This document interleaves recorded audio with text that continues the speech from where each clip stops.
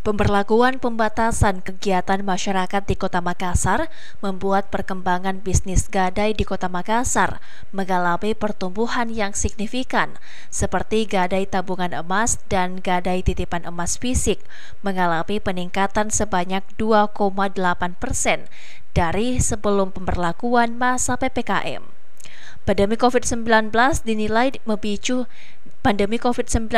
dinilai memicu tingginya animo masyarakat untuk menggandaikan emasnya di Pegadaian dengan persyaratan yang relatif mudah.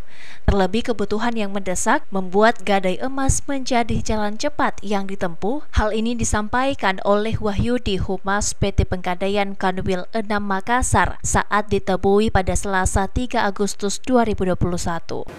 Untuk produk gadai di Pegadaian khususnya untuk program gadai itu ada beberapa masalah sih ya Pak ya.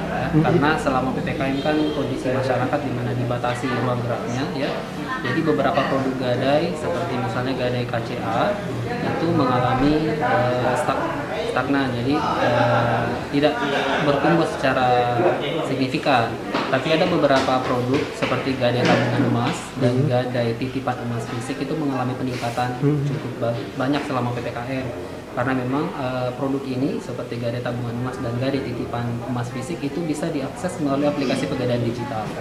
Jadi nasabah bisa melakukan pembiayaan gadai dari titipan emas mereka langsung ke rekening melalui aplikasi. Jadi mereka tidak perlu keluar rumah, bisa melakukan pembiayaan di situ. Dan selama PPKM ini meningkatnya selama seminggu 2,8% Pak, dari sebelum masa pemberlakuan PPKM. Dia menambahkan peningkatan jumlah nasabah dari bulan Januari sampai dengan Juli 2021 mengalami pertumbuhan sebanyak 92% dari target nasabah 1.950.000 kini mencapai 1.800.000 nasabah, dan pertumbuhannya mencapai 6,8% dari akhir tahun 2020.